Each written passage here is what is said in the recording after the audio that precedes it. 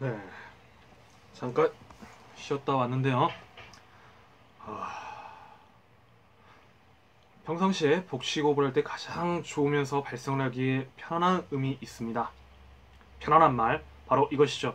엄마인데요. 엄마, 엄마. 우리 흔히 많이 부르잖아요. 어떻게 하면 되냐면, 숨을, 복식훈련 어떻게 하면, 먼저 숨을 마십니다. 깊게 마시세요. 그러신 다음에, 입을 다무신 상태에서, 입을 다무신 상태에서, 했죠. 네. 숨을 뱉으면서 마 엄마 엄마 엄마 해주세요. 이게 바로 복식 훈련을 하면서 자신의 발음 그리고 자신의 어떤 그 호흡 이것을 훈련하는 방법 중에 하나거든요. 그러니까 평상시에도 엄마 한 이 훈련을 계속 해주세요. 틈틈이 뭐 엄마가 왜 불러 이렇게 물어볼 정도까지 엄마 해주세요. 이 발음이 가장 연습하기 쉬운 발음입니다. 그리고 입만 일단 크게 벌려도요. 입만 일단 크게 벌리면서 발음해도 발음이 또 정확해지고요. 또 뭐가 있냐면 사투리가 고쳐지기도 합니다. 우리가 흔히 사투리라고 하는 것은요. 낱말에도 있지만 그 지역 방언이라고 하죠. 이 지역 방언에도 있지만 기본적으로 그 어조입니다. 사투리. 밥 먹었는겨? 으따 니 뭐하고 자빠졌냐? 전라도와 경상도의 예를 각각 들었지만 다른 식도 마찬가지입니다. 그러니까 그 어조가 있습니다. 그 어조를 고치는데 가장 좋은 게 일단 발음을 크게 하면 그런 어조가 자연스럽게 고쳐지는 부분도 있습니다. 따라서 발음 크게 하시고요. 쉬어갈 때 좀 쉬어서 읽는다. 뭐 이런 식의 느낌을 평상시에 훈련하면서 가지면 장시간에 말할 수 있는 그러니까 여러분이 어디 나가서 말을 해야 될 자리에서 좀 더 딱 부러지게 그리고 다른 사람의 귀에 들리게끔 말을 할 수 있다는 것이죠. 그것만 해도 그 사람 자체가 굉장한 오로라가 느껴지죠. 현대사회에서 말을 잘한다는 것은 굉장한 자신의 재산이기도 합니다. 네. 자, 이어서 이제 하는데요. 오늘 밖에 잠깐 나갔다 왔는데 바람이 좀 부네요. 바람이 불면서 저는 또 이런 말을 했던 시인이 떠올라요. 바람이 분다. 바람이 불 때 먼저 풀이 눕는다. 풀은 바람보다 먼저 눕는다. 그런데 바람보다 먼저 일어선다. 뭐 이런 식의 시를 했던 시인 기억나십니까? 맞습니다. 김수영 시인이었죠. 우리의 대표적인 한국 시인들 중에 한 명이었고요. 그분이 하고자 싶었던 말도 우린 국어 시간에 많이 배웠었죠. 뭐 바람은 독재자네, 푸른 민중이네, 뭐 이렇게 딱딱딱 지어서 배웠는데 뭐 이제 우리는 뭐 시험 보는 사람들은 아니니까 생각해본다면 이 바람이라는 게 꼭 독재자뿐이겠습니까? 때론 비를 몰고 오는 우리에게 영양분을 주는 바람일 수도 있고요. 때론 우리에게 시련을 주는 바람일 수도 있고요. 그것은 이제 시를 보는 독자의 마음에 따라서 해석을 하면 되겠지요. 하지만 중요한 건 무엇입니까? 강인하게 누군가에게 발로 짓밟히더라도 그 뿌리는 견고하게 흙덩이를 움켜쥐면서 생명을 살려내는 그 힘, 그 풀의 힘을 우리는 익혔던 것입니다. 지금도 바로 그런 풀의 힘으로 꿋꿋하게 좌절이 있다면 그 좌절을 이겨내십시오. 어떨 때는요. 일부러 이기려고 하지 마십시오. 일부러 싸우려고 하지 마십시오.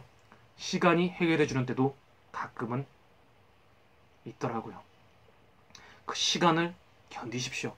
마치 미끼를 끼우지 않고 강가에 낚싯대를 들이우고 새우를 낚고 있었던 강태공의 마음이 우리에게도 필요할지도 모르겠습니다. 자, 그러한 마음으로 또 한 걸음 한 걸음 걸으면서 책을 또 읽도록 하겠습니다. 페이지는 183페이지고요. 저희는 지금 브루스 커밍스의 한국 현대사를 읽고 있습니다. 전체 페이지는 700페이지 때문에 굉장히 긴 내용입니다. 그렇기 때문에 또 안정적이기도 합니다. 파트가 바뀐다고 이리저리 왔다 갔다 할 필요도 없고요. 그 긴 이야기 속에, 긴 호흡 속에서의 한국의 역사, 외국인은 어떻게 바라보고 있는지 지금 우리는 그 대목을 읽고 있는 것입니다. 자, 읽겠습니다. 외국인들이 한국을 혐오하게 된 경위는 겉으로 드러난 한국인의 이상에서 시작되는 경우가 많았다. 우리 시대의 조지 캐넌, 이 조지 캐넌이라는 사람은 손이 사촌이자 겉모습을 진실이라고 생각한 인물 조지 캐넌은 한국 사람들이 명대에 기이하고 꼴사나운 옷을 입고 있는 까닭에 서커스의 광대처럼 보인다고 하면서 지독한 욕을 퍼부었다. 욕했답니다. 그러면 우리도 리액션 해줘야 되죠. 어따 대고 감히! 라고 해야 되겠지만 옛날 사람이니까 옛날 역사에서 그랬다고 하니까 네 너를 용서하노라 이런 식으로 가져야 되겠죠. 계속합니다. 그의 말이 맞긴 했다. 한국인의 의상은 정말로 1380년 한 도교 승려가 한국인들이 애호하는 옷이 되었으면 하는 바람을 품고 한국으로 가져온 명대의 옷이었다. 이런 변화는 마침 중국으로부터의 면화와 함께 무명실을 찾는 방적기가 유입된 것과 일치했다. 오래지 않아 한국 사람들은 흰 옷을 입는 사람들 이것으로 알려지게 되었고 한국 전쟁 때까지도 그런 차림이었으니 당시 미군들은 한국 농부들이 흰 잠옷을 입고 돌아다닌다고 생각했다. 그러나 제임스 게일은 이런 의상을 조지 캐넌보다 훨씬 잘 묘사했다. 훨씬 잘 묘사했다니까 어떻게 묘사했는지 또 한번 보겠습니다. 이 나라에 왔을 때 은유적으로 말해 필자를 완전히 포복절토케 한 맨 첫 번째 것은 의복을 갖추어 입은 방식이었다. 남자들은 곱디고 온 비단으로 지은 엷은 색의 기다란 도포에 청색, 녹색 혹은 홍색의 가슴띠를 메고서 거리를 걸어다녔다. 네부카드네자르 이 사람도 분명 이렇게 몸치장을 하지는 못했을 것이다. 양쪽으로 늘어져 있는 넓은 소매는 미란다 아주머니의 호주머니보다 더 깊고 넓었다. 이 도포는 어떤 때는 뒤쪽 또 어떤 때는 옆이 트여 있었고 또 어떤 때는 완전히 원통형으로 되어 있는데 두루마기라고 했다. 눈에는 커다란 안경을 쓰는데 이것은 요즘 미국 사람들이 좋아하는 안경과 꽤 흡사하지만 겉보기에는 좀 더 괴상한 모양이다. 귀 뒤에는 금단추나 비취단추가 있고 턱 밑에는 호박구슬로 엮은 멋진 끈이 있다. 오른손에는 줄부채를 들고 발에는 인간이 이제까지 신어본 것들 가운데 가장 고상한 신발을 말라기의 반원형 망치와도 결코 비교할 수 없는 맵시 있는 하얀 버선과 짝지어 신었는데 이들은 이 세상에 둘도 없는 정말로 아름다운 신발이요 양발이다. 남자가 자로잰 듯한 발걸음으로 길을 걸을 때면 긴 도포가 키를 커 보이게 하기 때문에 그는 정말로 이제까지 서양의 눈길이 닿는 가장 놀라운 것이 된다. 경탄하는 말까지 우리는 들어봤습니다. 계속 보면 게일의 글과 비교하면 캐넌의 관찰은 한국 문명 중에서 오해를 초래할 우려가 있는 눈에 보이는 변두리만을 강조했을 뿐이다. 인종이란 지울 수 없는 표지요 진보로 가는 길을 막는 영구적인 속성이라는 세기말적 가정에 담직해 있다. 이 두 가지가 어울려 다음과 같은 논평설사가 나왔다. 설사 브르륵 이거 아닙니다. 그런 의견이 나왔다. 또 괜히 또 이상한 쪽으로 삐그덕 가는 사람이 있단 말이야. 그러면 집중이 안 되잖아요. 그쵸? 논평설사가 있었다. 이게 설사 이상하게 생각하지 마요. 아시겠죠? 꼭 그런 부분이 있더라고. 나의 제한된 관찰이 나에게 판단할 자격을 주는 한 성읍에 가는 평균적인 한국인은 자기 시간의 반 이상을 빈둥거리며 보냈고 기나긴 휴식 시간 중간에도 자기 집 마당을 치우는 대신 문턱에 느긋하게 걸터 앉아 담배를 피우거나 바닥에 누워 잠을 잔다. 이때 그의 코는 뚜껑 없는 하수구 위쪽에 있는데 그 냄새가 하도 역겨워 독수리도 날아가고 점잖은 돼지라면 고개를 돌릴 정도였다. 이런 식으로 묘사를 하고 있습니다. 여기에서 캐넌은 1690년에 캠퍼라는 독일인이 일본에 대해 내린 판단을 그저 되풀이하고 있을 따름이다. 그에 따르면 비참한 농부들은 끔찍하고 냄새나는 개딱지 같은 오두막집에 살고 있었다. 그럼 도처에 요새와 군사들이 있는 것으로 보아 이 나라는 내전 중이라고 생각했다. 그가 가는 길에는 효시대와 고문당한 시신들이 쭉 널려 있었다는 것이다. 더욱이 이런 여행자의 관찰 뒤에는 고전의 권위가 있는 법이다. 헤르도토스 역시 이집트인들이 환한 대로에서 서로를 향해 엎드리며 마치 개처럼 손을 무릎으로 내리는 모습이 보기 좋은 광경이라고는 생각하지 않았다. 그러니까 아무래도 자국민 중심주의, 그러니까 상대의 나라에 대한 문화적 상대주의를 인정해주지 않고 자신의 그 입장, 자신의 관점에 따라서 보기 때문에 그런 것이죠. 그러면 저희도 할 말은 있죠. 여러분 하일 아시죠? 하일이 왜 발명됐는지 아세요? 하일. 영국에서 이제 발명됐다고 이제 많은 이야기를 하는데, 기본적으로 영국은 당시에 하일이 발견된 당시에, 이건 원래 하일은 여자만 신는 게 아니었어요. 남자도 신었어요. 왜 발명이 됐냐면 영국은 당시에 상하수도 시설 뭐 이렇게 했고 배수로 시설이라고 하죠. 우리 흔히 하수도 시설, 이것들을 잘 갖춰지지 않았어요. 그렇기 때문에 길거리에 그냥 오물을 투척했습니다. 그런데 어때요? 걷다 보면 이제 그것들이 신발굽이 낮으면 어때요? 다 묻히면서 막 가잖아요. 좀 지저분하잖아요. 그러니까 굽을 높여서 신는 신발에서 이제 유래된 게 하일입니다. 그러면서 그렇기 때문에 어떤 문화가 있고 그 문화에서 발명되는 것들의 그 기원을 따져보면 그 나라의 어떤 특수성이라든가 그 나라의 어떤 사정을 알 수 있는데, 그것을 무시하고 무조건 저 미개한 문정, 저 이상해 하고 바라보는 것은 옳지 않다는 것이죠. 선진국도 그런 사례가 있다라는 것이죠. 다분히 우리도 그런 사례가 있는 것이고요. 그렇게 이제 바라봐야 되는데 당시의 외국인들은 그러하지 못했다라고 생각하면 쉽게 이해가 되실 것 같습니다. 캐논이 제한된 관찰을 했다고 한국 문제를 해결할 답을 알지 못했는가 하면 그것은 아니었으니, 정부 관리들은 인권을 다루면서 근대에는 거의 유례가 없는 거짓됨과 부정직, 잔인함, 냉소적인 무자비함의 표본이 됨으로써 백성들을 타락시키고 기강을 물랑케 하고 있다는 것이다. 그는 이러한 공경을 치유하기 위해서 지식인 사무라이 경찰관 100명과 12 내지 15명의 경감들을 일본에서 데려와야 한다고 제안했다. 다소 신랄함이 덜한 여행자였던 윌리엄 그리피스는 서울의 중앙집중성에 깜짝 놀랐다.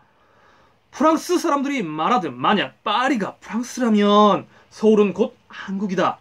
명백히 균형이 맞지 않는 엄청난 이해관계가 수도에 집중되어 있다. 3,000명의 고관 대작이 수도에 거주하며 고작 800명의 관리만이 다른 도시나 지방에 주재한다고 한다. 도성은 제각각 높이가 다르지만 평균 잡아 약 6m 높이의 바깥쪽 수로 위로는 아치형 돌다리가 나있는 초안이 설치되어 있는 석조, 성벽으로 에워싸여 있었으며 무엇보다 임금에게 집중되어 있었다. 나침반의 8방이로 난 큰 길은 궁궐에서부터 뻗어나가 도성문을 관통하고 있다. 그리피스가 문명의 불꽃이 연기를 피워 은자를 몰아내기 시작했으니 중국 정치술에 달아빠진 교리들은 사라져야 하며 한국은 진보적인 일본과 민주적인 미국이 지정한 노선으로 하나의 주권 국가로서의 경로를 개척하도록 해야 한다고 썼을 때, 그는 서양인이 이해하는 방식으로 19세기 역사의 많은 부분을 요약한 것이다. 그러나 기본적으로 서양인 자신의 입장, 자신의 관찰, 자신의 철학에 따라서 이 상황, 이 모습을 묘사했다는 것이죠. 그리고 그것에 대해서 인식을 했다라는 것이죠. 이해되십니까? 우리가 여기 뭐 아치형 돌다리 이렇게 생긴 거 구분자 모양으로 생긴 거고요.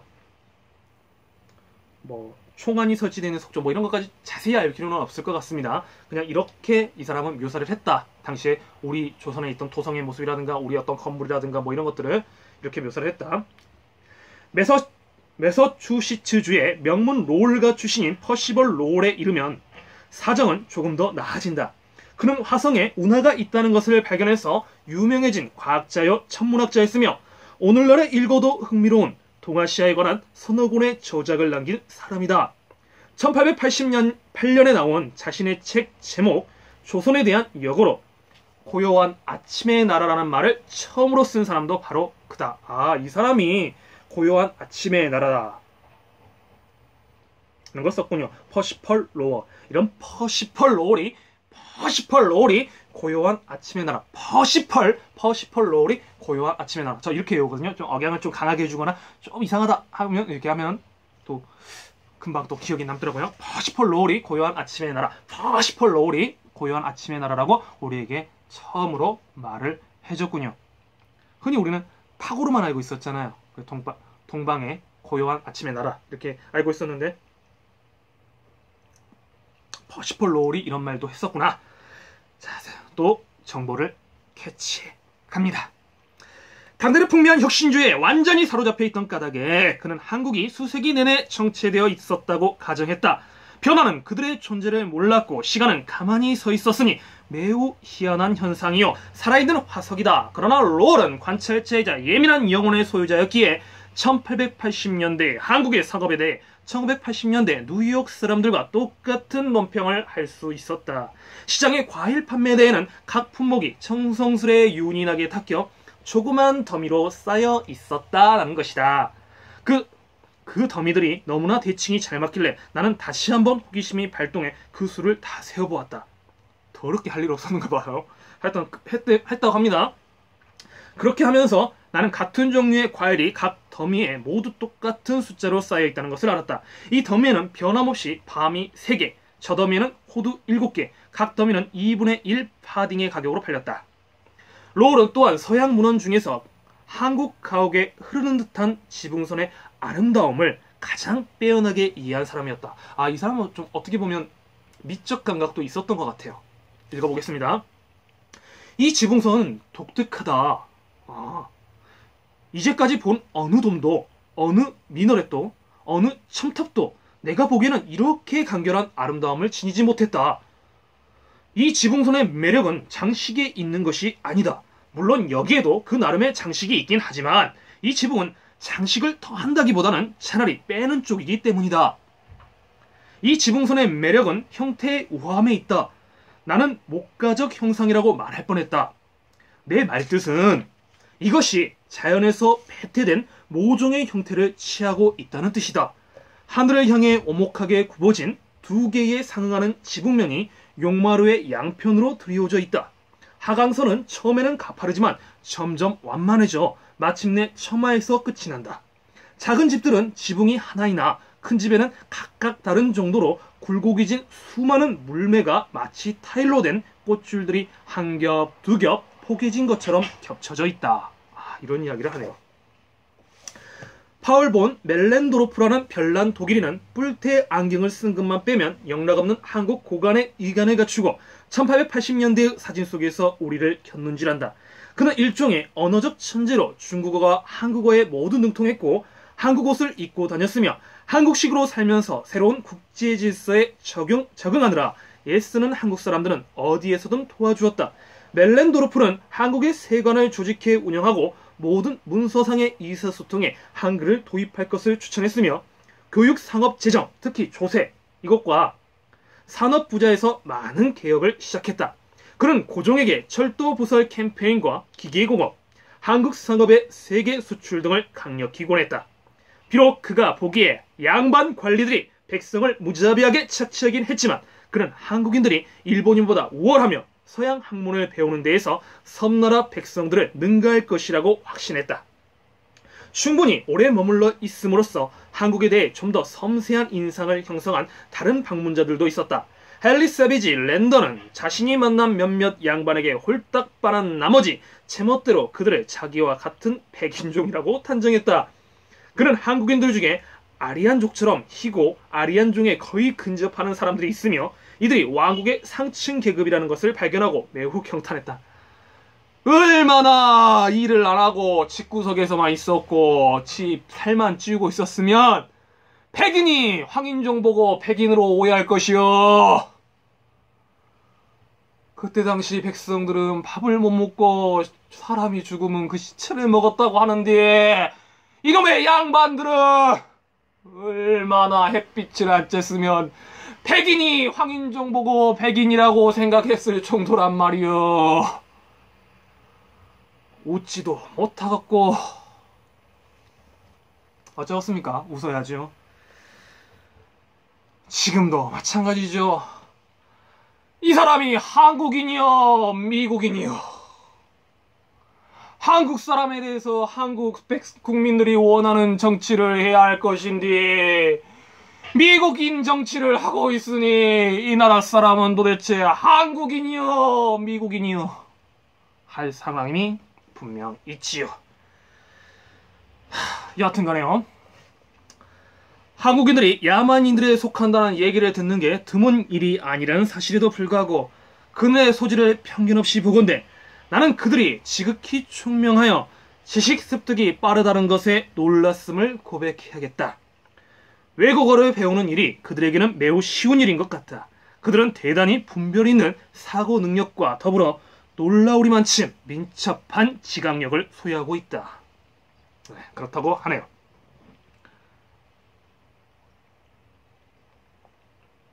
들을만 하십니까? 기존 방송보다 조금 오늘 방송은 좀 힘있게 하고 있는데요. 어떠세요? 좀 재밌게 하면 좋을 것 같아서 인문서라는 게 그리고 역사서라는 게 조금 딱딱할 수 있잖아요. 이렇게 재밌게 읽는 방법도 있다. 어떠세요?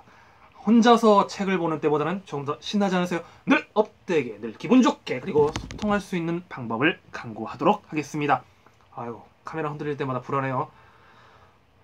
얼굴이 최대한 안 커 보이게 좀 작아 보입니까? 뒤로 가서 하는데 아유, 뒤로 얼굴을 밀면 또 안 보이던 이제 또 턱살이 그냥 또 이제 또 보이니까 이게 또 신경이 또 쓰이는데 여하튼간에 그래도 뭐 어떻습니까? 이렇게 생겨먹은 거 이렇게 그렇잖아요. 개그맨 예전에 코미디언 이주일 씨가 그랬죠. 못생겨서 죄송합니다. 어쩌겠어요. 이렇게 생겨먹은 거 잘생긴 사람이 하면 좋겠지만 또 이 나름대로 또 그 볼 때마다 또 매력적이지 않습니까? 또 계속해서 보겠습니다. 죄송합니다. 세계의 전환기에 이르렀을 때 몇몇 서양인들은 예민한 관찰력으로 한국의 초기 근대화가 빚어낸 중요한 변화에 주목했다. 그들의 견해 덕분에 우리는 일본의 식민주의가 이미 1910년 이전에 순조롭게 진행되고 있던 진보적 흐름을 지체시킨 것 말고는 한국에게 아무것도 해준 것이 없다는 한국 측의 일반적인 판단을 이해할 수 있다.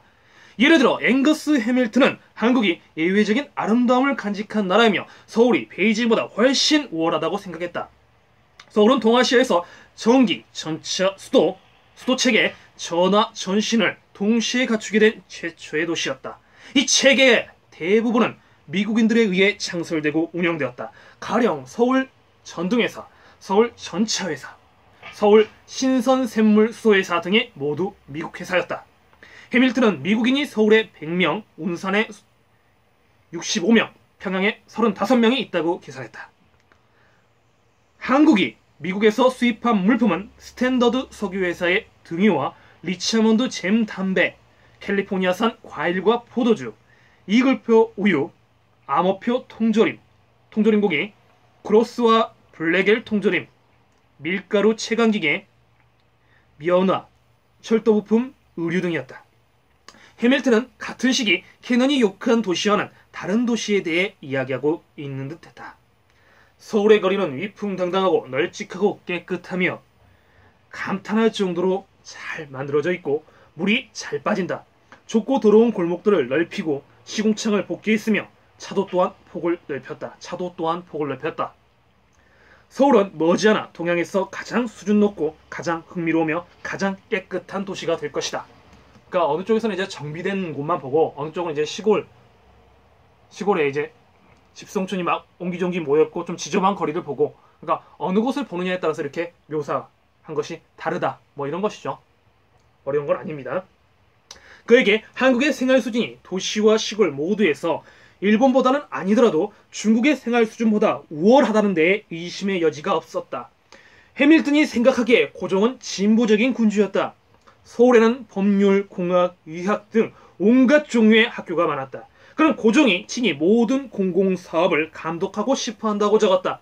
그는 문호개방 이후의 기간이 한국인들에게 그들 자신의 복지를 향상시킬 것으로 생각되는 제도들을 스스로 고를 수 있는 무수한 기회를 주었다고 소견을 달았다. 해밀턴은 한국 여성의 활동과 활력을 존경했다. 전체 국민의 삶에서 여성의 부지런한 성실성이 남편의 부지런함보다 훨씬 두드러진다. 여성은 보기 드물게 적극적이고 활기찬 성격이며 위기가 닥쳤을 때 꾀를 발휘하고 미신을 믿고 인내심이 강하고 꺾이지 않으며 용기 있고 헌신적이다. 한국의 농부들은 무진장한 노동 능력을 지니고 있으며 해밀턴 같은 방목에게 놀랄 정도로 지극히 호의적이었다. 그들은 자신들의 이해를 뛰어넘는 모든 것에 대해 깊은 존경심을, 자연의 미에 대한 경이로운 감각을 보여주었다. 그러나 백두산 지역에서 그는 생기 없는 사람들이 살고 있는 깜짝 놀랄 정도로 가난하고 더러운 작은 마을을 발견했다. 해밀턴은 그들이 관리들의 수탈에 의해 완전히 마비되어 있었고 관아의 욕으로부터 벗어나는 길은 오직 극심한 가난의 상태로 전락하는 것뿐임을 너무나도 잘 알고 있다고 생각했다. 해밀턴은 어가 행진에 동참하여 이 진기한 광경을 기록했는데 이는 이 의식이 최후를 맞기 몇 년 전의 일이었다라고 합니다.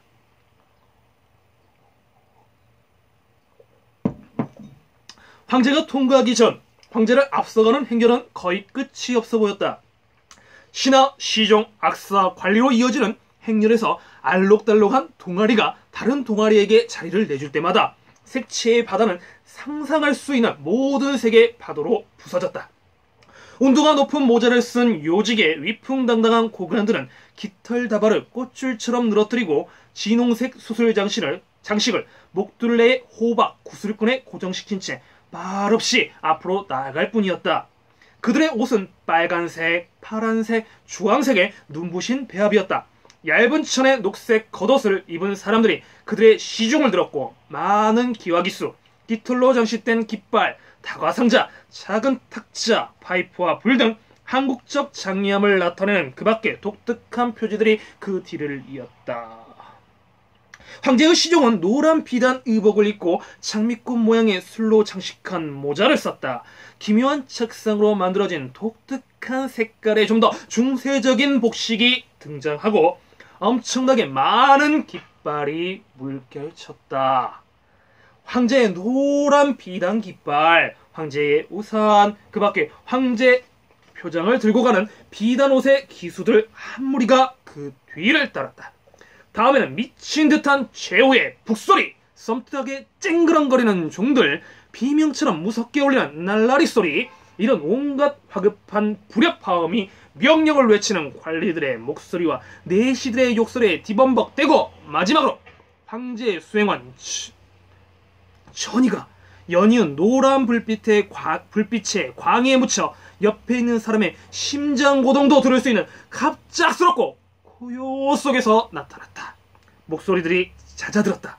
풍부한 술이 달린 노란 비단 닷집을 대고 같은 색의 정교한 비단 네모판으로 장막을 쳤으며 태양을 피하기 위해 날개를 단 황제의 어가가 민첩하고도 매끄럽게 앞으로 나아갈 때에는 오직 바다에 스치는 바쁜 발걸음 소리밖에 들리지 않았다. 노란 옷을 입고 머리에 이중의 관을 쓴 황제의 교군 32명이 신성하고 존엄한 황제 폐하의 옥체를 그들의 어깨 위에 높이 메고, 자, 이렇게 신나게 묘사를 했습니다. 마치 음악 소리가 들리는 것처럼, 마치 그 풍악 소리가 들리는 것처럼, 마치 그 날라리 소리가 들리는 것처럼 땅땅땅 하면서 위풍 있게 행진하는 그러한 황제 폐하의 위엄을 이렇게 서술하고 있습니다. 어떠세요? 들을만 하시죠? 캐논은 진보적인 일본인들이 한국 문제에 대한 해답이라고 생각했을 테지만 해밀턴은 훨씬 더 신빙성 있는 추상화를, 다시 말해 세계 어디에서나 종주국 국민 중 최악의 부류들이 식민지로 이주하는 경우가 많았던 식민주의의 한 특징을 보여주었다. 그는 일본인에 대한 한국인의 극단적 증오에 대해 설명하며 일본 국민의 쓰레기들이 한국으로 왔다고 썼다. 일본인들은 득이 양양한 오만을 부리며 앞으로 다가올 재앙의 씨를 뿌렸다. 식민주의자들은 힘이 곧 정의라고 생각하고 주인과 하인이 똑같이 한국인을 위협한다. 일본인 막일꾼도 자기가 한국인보다 낫다고 생각한다. 그가 말하기를 개항장 내 일본인 거류지는, 자, 여기 있기 전에요, 일본인이 했던 논리가 있죠. 힘이 곧 정의다. 지금 이런 주장을 하고 계시는 분들이 없잖아 있는데요. 힘이 곧 정의일 수 있을까요? 사람이라는 고등동물, 인식을 지닌, 철학을 지닌, 역사를 지닌 고등인물이 힘이 곧 정의다라고 말해도 될까요? 곤불 10년 화무 신입 1호. 아무리 강한 권력도 10년이 지나면 마치 꽃이 지는 것 같이 진다라는 말입니다. 지금 당장 자신의 힘이 막강하다고 생각하여 휘두른다 해도 그것이 곧 정의일 수 없고 진리일 수 없다는 것은 우리는 역사에서 배우고 있습니다. 힘이 곧 정의라고 외치면서 일본 망일군까지 한국인을 업신여겼던 그 시대가 있었지만 분명한 것 우리는 해방이 되었고 지금의 대한민국이라는 나라를 세웠습니다. 만들었지요. 그런데 지금 상황이 어떻습니까? 다시 힘이 곧 정의라고 외치는 사람이 있습니다. 그렇기 때문에 지식인들, 학자들, 그러니까 조금 배운 사람들이 중심이 되어서 정치를 해야 된다. 어떻게 벙어리 삼룡이와 아인슈타인이 똑같이 한 표를 행사할 수 있느냐? 라면서 말하는 분이 계셨지요. 그러한 논리 자체가 우리 헌법이 명시된 가치를 훼손하는 반한국적인 처사다. 저는 그렇게 생각합니다. 역사는 가르쳐 주고 있는 것입니다. 계속해서 읽겠습니다. 사업의 중심지인 동시의 소요와 난동과 혼란의 현장이다. 한국 여성과 비교해 벌거벗은 것이나 다름없는 여성들, 가게 주인들의 시끄러운 소리와 폭력, 거리의 쓰레기에는 일본의 섬세한 문화를 암시해주는 것이 전혀 없었다. 겸손, 청결, 예의 바른 같은 일본의 특징이 이 나라의 그들의 거류제는 현저히 결여되어 있었다.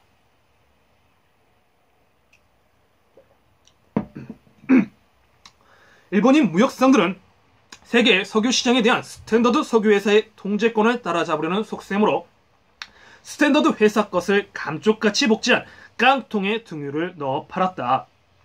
한편 일본의 섬유는 이제 한국 시장을 완전히 지배했다. 1902년 영국이 옷감 11만 1333점, 인디아 식민지 회사가 옷감 39,356점을 판 데 비해 일본 회사는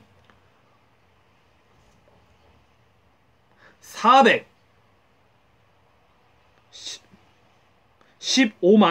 4,533파운드의 옷감, 파운드와 옷감 68만 5,462점을 팔았다. 이렇게 팔았다는군요. 그러나 영국의 면 셔츠는 38만 9,730점이 한국에 수입되어 여전히 일본의 19,000점에 비해 훨씬 앞서 있었다. 이렇게 숫자로 나오면 힘들어요.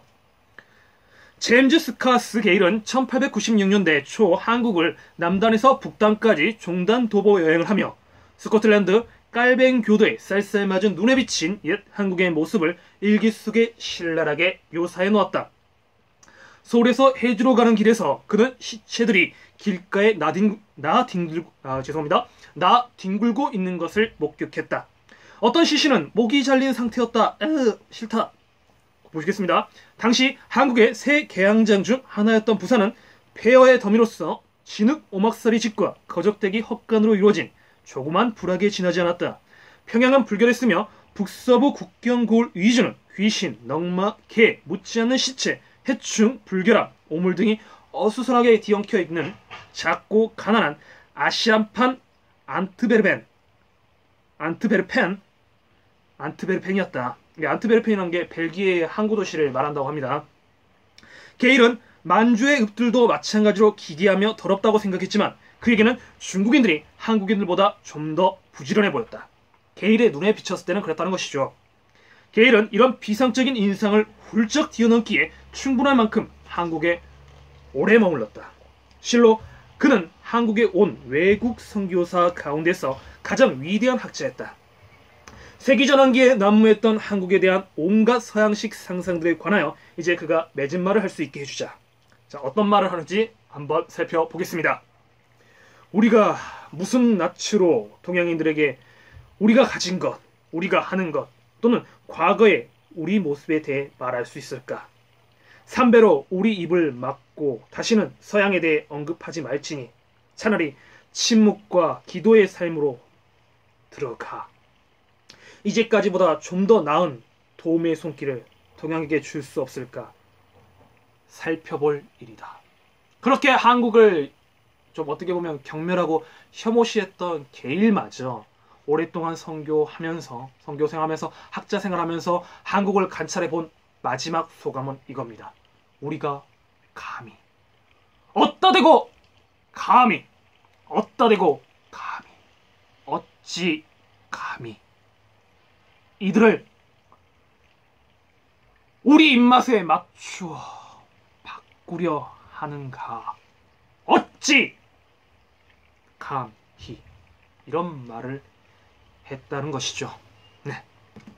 잠깐 이제 결론 부분은 이제 2장 미이게 결론 부분을 남겨놓고 있는데요. 잠깐 끊었다가 또 이어서 읽도록 하겠습니다. 네, 잠깐 쉬었다 가겠습니다.